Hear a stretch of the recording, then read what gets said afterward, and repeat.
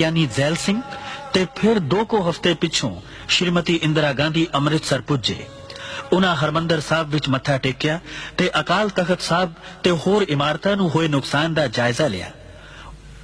उन्हां ने तबाह होए अकाल तख्त दी मुरम्मत करवा के फौजी कार्रवाई उपर पर्दा पा देण दा फैसला कर लिया। उन्हां दा ख्याल सी कि जदों तक तबाह ते बर्बाद होया अकाल तख्त सिखां दियां अखां सामने रहेगा, ਉਹ ਇਹ ਗੱਲ नहीं भुल सकणगे कि उन्हां दे इस पावन पवित्र स्थान नूं भारती फौजां ने ऑपरेशन ब्लू स्टार दे दौरान तबाह कीता सी। श्रीमती गांधी ने अकाल तख्त दी मुरम्मत दा कम निहंगां दे मुखी बाबा संता सिंह नूं सौंपिया। सिख भाईचारा ते खास करके खाड़कू नौजवान टठे होए अकाल तख्त साहब दी उसारी दा कम संगतां दे सहयोग नाल करना चाहुंदे सन। तख्त है जिसनू कदे भाई गुरदास ते बाबा बुढ़ा ने बनाया सी। तख्त है जिसनू कदे बाद विच पंजां प्यारियां दी सरपरस्ती हेठ बनाया गया सी। उस रवायत नू कायम रखना है। किसी एक मनुख नू कोई हक नहीं अपनी मर्जी नाल तख्त बनांदा फिरे।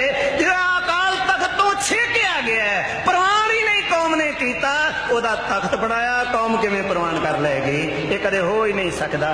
निहंग संता सिंह द्वारा मुरम्मत कीते गए अकाल तख्त नूं सिख जगत ने प्रवान न कीता ते उन्हां ने अकाल तख्त दी उस इमारत नूं ढा के अपने खून पसीने ते मेहनत नाल नवे अकाल तख्त दी सिरजणा दा कारज शुरू कर दिता। ब्लू स्टार ऑपरेशन तो बाद पंजाब दे पिंडां विचों कथित आतंकवादी नौजवानां नूं पकड़न ते उन्हां दी अलख मुका देण दा अभियान शुरू कर दिता गया। इस नूं वुड रोज ऑपरेशन दा नाम दिता गया। पंजाब दे अनेकां बेगुनाह युवक इस ऑपरेशन दे तहत मार दिते गए। सरकार दा कहना सी कि वो देश नूं टुकड़े टुकड़े करन दी कोशिश कर रहे सन।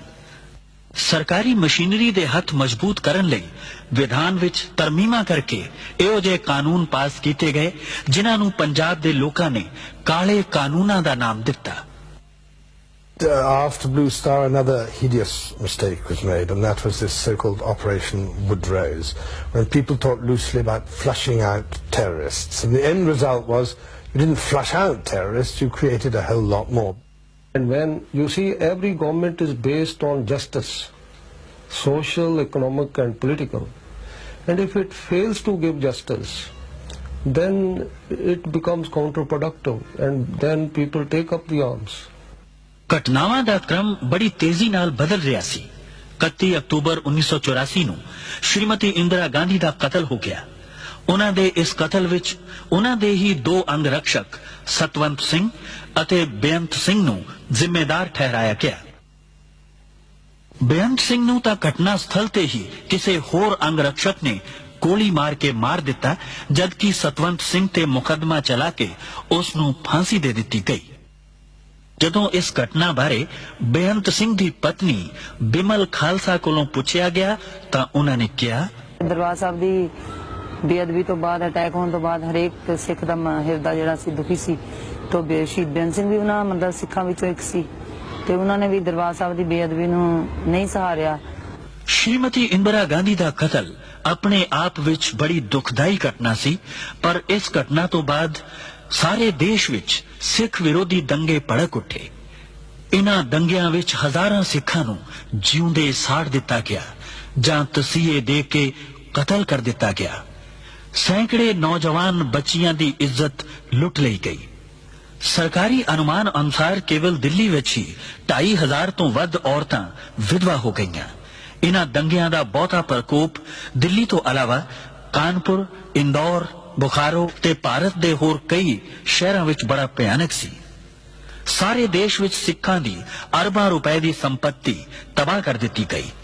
केवल दिल्ली विच ही सैकड़े गुरुद्वारियां नूं अग्गां लगा दित्तियां गईयां ते हजारां पावन पवित्र बीड़ां जला के राख कर दित्तियां गईयां।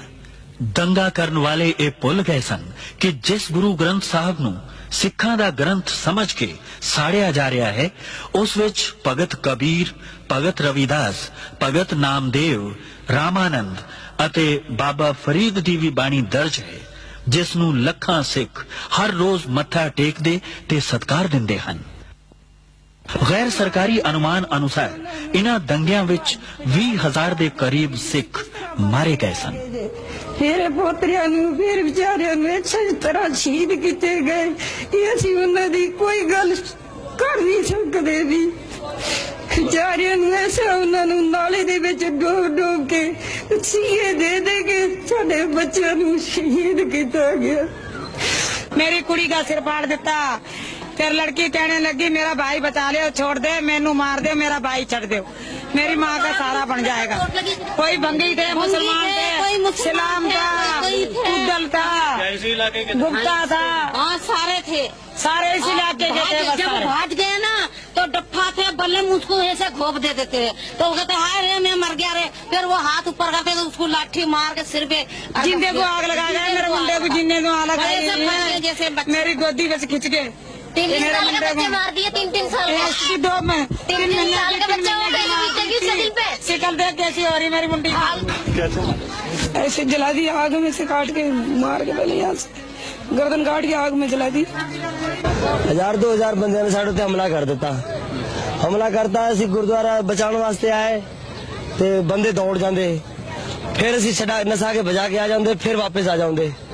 ਇੰਨੀ ਚਿਰ 2-3 ਘੰਟੇ ਸੀ ਇਸ ਤਰ੍ਹਾਂ ਹੀ ਕੀਤਾ। ਉਸ ਤੋਂ ਬਾਅਦ ਜੀ ਸਾਹਿਬ ਪੁਲਿਸ ਆ ਗਈ, ਉਹਨਾਂ ਨੇ ਕਿਹਾ ਜੀ ਤੁਸੀਂ ਆਪਣੇ ਆਪਣੇ ਘਰਾਂ ਵਿੱਚ ਚਲੇ ਜਾਓ, ਅਸੀਂ ਤੁਹਾਡੀ ਸ਼ਾਂਤੀ ਕਰਾ ਦੇਵਾਂਗੇ। ਅਸੀਂ ਸ਼ਾਂਤੀ ਵਾਸਤੇ ਆਪਣੇ ਆਪਣੇ ਘਰਾਂ ਵਿੱਚ ਚਲੇ ਗਏ ਜੀ। ਉਸ ਤੋਂ ਬਾਅਦ ਕੀ ਹੋਇਆ ਜੀ, ਸ਼ਾਂਤੀ ਤਾਂ ਹੋਈ ਨਹੀਂ, ਬੰਦੇ ਫਿਰ ਆਪਣੇ ਆਪਣੇ ਘਰ ਚਲੇ ਗਏ। ਇੱਕ 2-2 ਬੰਦੇ ਸੀ, ਉਦੋਂ ਫਿਰ ਬੰਦੇ 1-1, 200, 300, ਇੱਕ ਬੰਦੇ ਦੇ ਘਰ ਤੇ ਚੜ ਗਿਆ, ਪੱਥਰਾਂ ਨਾਲ ਮਾਰਿਆ, ਮਿੱਟੀ ਦਾ ਤੇਲ ਸਾੜਿਆ, ਉੱਤੇ ਅੱਗ ਲਾ ਕੇ ਬੰਦੇ ਨੂੰ ਮਾਰ ਕੇ ਸੱਟ ਗਏ। ਅੱਧਾ ਮਰਿਆ, ਅੱਧਾ ਨਹੀਂ ਮਰਿਆ, ਪਿਆ ਰਿਹਾ ਜੀ। ਫਿਰ ਇਹ ਗੁਰਦੁਆਰਾ ਸਾਰਾ ਤੋੜ ਦਿੱਤਾ ਪੂਰਾ। ਬਾਬਾ ਸਾਹਿਬ ਦੀ ਪੂਰੀ ਬੇੜੀ ਦੀ ਬੇਇੱਜ਼ਤੀ ਕੀਤੀ, ਸਾਰੀ ਕਲੋਨੀ ਦੇ ਬੰਦੇ ਹਟੋ ਨਾ, 200-300 ਬੰਦਾ ਸਾਡਾ ਇੱਧਰ ਦਾ ਮਰਿਆ। ਤੁਹਾਡੀ ਲਾਸ਼ਾਂ ਦਾ ਕੀ ਹੈ? ਲਾਸ਼ਾਂ ਦਾ ਜੀ ਪੁਲਿਸ ਲੈ ਗਈ, ਪਤਾ ਨਹੀਂ ਕਿੱਥੇ ਸਿੱਟੀਆਂ, ਕੋਈ ਪਤਾ ਨਹੀਂ। ਜਿਹੜੇ ਇੱਥੇ ਸੀ 50-100 ਬੰਦੇ ਦੇ ਇੱਥੇ ਸੜ ਗਏ, ਇੱਥੇ ਹੀ ਮਰ ਗਏ, ਇੱਥੇ ਹੀ ਪੈ ਰਹੇ। ਉਹਨਾਂ ਨੂੰ ਕੁੱਤੇ ਬਿੱਲੇ ਖਾ ਗਏ ਵਿਚਾਰਿਆਂ ਨੂੰ, ਕੋਈ ਪਤਾ ਨਹੀਂ।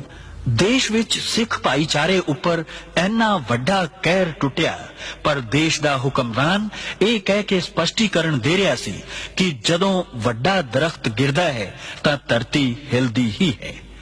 ਦੇਸ਼ ਦਾ ਆਮ ਸਿੱਖ ਇਹ ਸੋਚ ਰਿਹਾ ਸੀ ਕਿ ਕੀ ਇਹ ਧਰਤੀ ਸਿਰਫ ਸਿੱਖਾਂ ਵਾਸਤੇ ਹੀ ਹਿੱਲਣੀ ਸੀ। ये तो हम तो खुलेआम कहते हैं कि जिस देश का प्रधानमंत्री इतने लोगों की हत्या हो और उसके बाद कहे कि साहब बराबर कोई पेड़ गिरता है तो पत्ता झड़ता ही है, तो ये कोई मतलब है कि कोई सद्भावना के दृष्टिकोण से अच्छा नहीं है। It was very sad that Indira Gandhi was assassinated. Very sad. But what followed later was sadder still. Much more sadder than. And explanations like a huge tree falling and hence there would be a small shudder around, I think they don't serve much purpose. They do not. And this thing is very, very difficult to erase from the mind. You know, I mean, any society in which the police, the administration, the Prime Minister can justify the killing of 5,000 innocent people, some of them children, you know, I mean, because this was not terrorist killings, this was killings by the state, it was pogroms. And you know, I mean, that's what we're paying for now, because you've totally alienated an entire community. ਇਨ੍ਹਾਂ ਸਿੱਖ ਵਿਰੋਧੀ ਦੰਗਿਆਂ ਵਿੱਚ ਬਹੁਤ ਸਾਰੇ ਹਿੰਦੂ ਪਰਿਵਾਰਾਂ ਨੇ ਆਪਣੇ ਆਪ ਨੂੰ ਖਤਰੇ ਵਿੱਚ ਪਾ ਕੇ ਅਨੇਕ ਸਿੱਖ ਪਰਿਵਾਰਾਂ ਦੀ ਜਾਨ ਬਚਾਈ। मेरे पड़ोस में जो हैं बहुत अच्छे लोग हैं, इसकी वजह से मैं आज जिंदा हूँ, मेरा माल भी सुरक्षित है, मेरे मकान भी सुरक्षित हैं। ये मेरे पड़ोसी हैं बच्चे, इन्होंने मेरी बहुत रक्षा की है।